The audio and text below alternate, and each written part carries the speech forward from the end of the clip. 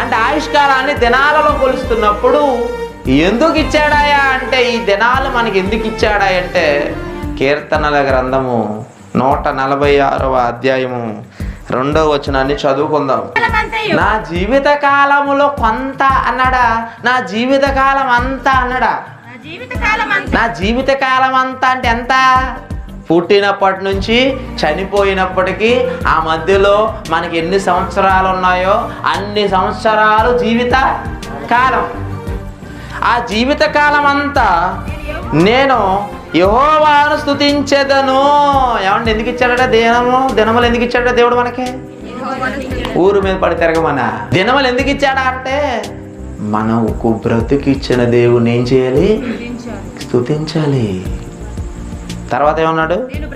నేను బ్రతుకు కాలం అంతా నా దేవుని ఏం చేస్తాను?